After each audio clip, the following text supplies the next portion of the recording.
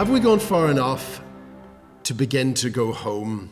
That's the question. We're looking at a great Christian thinker called G.K. Chesterton, who lived at the end of the 19th, beginning of the 20th century. Incredible guy, wonderful story. Once he met George Bernard Shaw. When he saw George Bernard Shaw, he said to him, "One look at you and you would think there was a famine in England." George Bernard Shaw famously responded, "One look at you and they would know why there was a famine in England." He was a very quick-witted guy. This is one of the places where he talks about why he was a Catholic. The difficulty of explaining why I am a Catholic is that there are 10,000 reasons, all amounting to one reason: that Catholicism is true.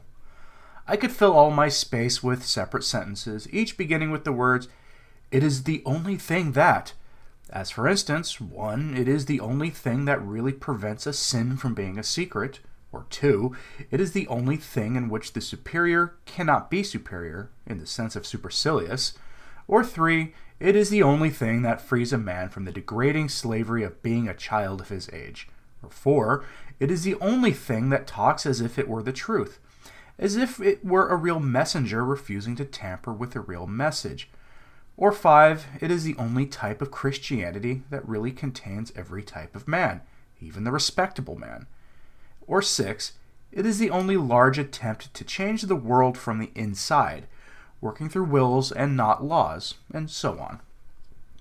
Or I might treat the matter personally and describe my own conversion, but I happen to have a strong feeling that this method makes the business look much smaller than it really is. Numbers of much better men have been sincerely converted to much worse religions. I would much prefer to attempt to say here of the Catholic Church precisely the things that cannot be said even of its very respectable rivals. In short, I would say chiefly of the Catholic Church that it is Catholic. I would rather try to suggest that it is not only larger than me, but larger than anything in the world, that it is indeed larger than the world. But since in this short space I can only take a section, I will consider it in its capacity as guardian of the truth. It's a fascinating description of why G.K. Chesterton considered himself Catholic. One reason, setting it all out, saying that it's true, frees us from the degrading idea that we're only a child of this age, part of a much bigger historical story. The idea that there's this real truth and a real message which the church is responsible for communicating and cannot abdicate that responsibility. The attempt to change the world from the inside, and that it's bigger than all the world and has spanned the course of history. Now, the reason that we look at G.K. Chesterton is because he can give us one other fascinating insight into what's happening all around us in Britain at the moment. More and more people who have no Christian background, who haven't been brought up in church or in Christian families, are coming to church for the very first time. Why is that happening at this point in history? Well, in one of his other books called The Everlasting Man, Chesterton told a story of a boy who left his home and went traveling all around the world. It was only when he went a long way from his home that he was able to see that his home had been built on the side of some great giant. It was a strange story, but what Chesterton was trying to say was this: there are two ways perhaps to really see something and to understand it: from the inside, to be truly on the inside, or to be truly on the outside. What's happened over these last decades is that in the Western world, we have moved further and further away from the truth as it is in Jesus, further and further away from the Christian church.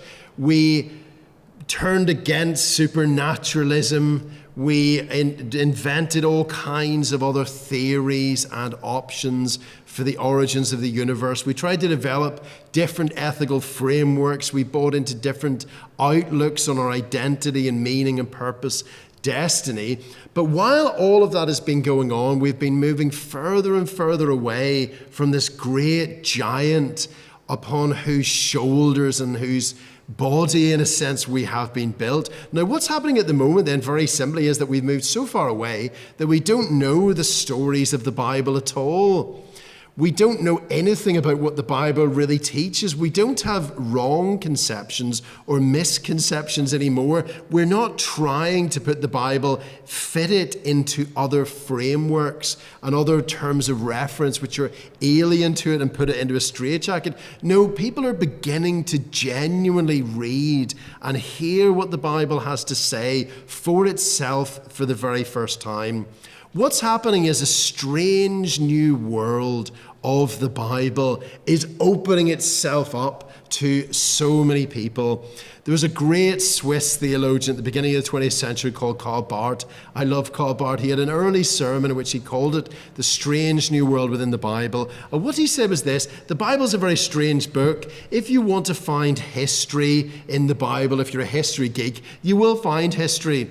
If you want to find religion, you will find religion. If you want to find morality, you will find morality. But none of those things are really what the Bible itself wants to give us.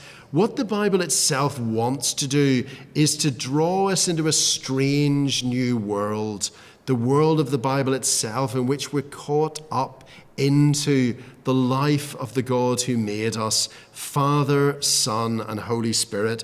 As we open this book up, maybe for the very first time, taking it seriously, reading it as it is, what we find is that the stories of Adam and Eve, Cain and Abel, Noah, Abraham, Isaac and Jacob, Moses, Daniel, Hosea, Isaiah, Peter, James, and John, Paul the Apostle, all these stories bring us into the story of what life is all about, the kingdom, the family, the life of God that we are brought into through simply trusting in Jesus Christ. The best way, rather than being on the inside, to really see things as they are, said Chesterton, is be on the outside. We've been on the outside for too long, and now we're starting to come back inside.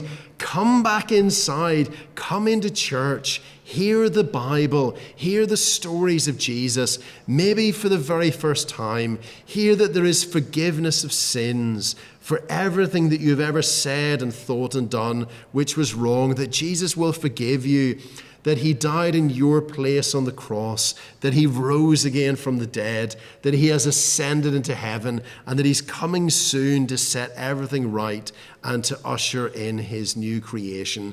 The best way of all to understand the truth as it is in Jesus is to be the same place that G.K. Chesterton was so long ago, trusting in Christ. Come inside today. Don't stay on the outside looking in from the outside, but come and join the party and come and meet Jesus for yourself.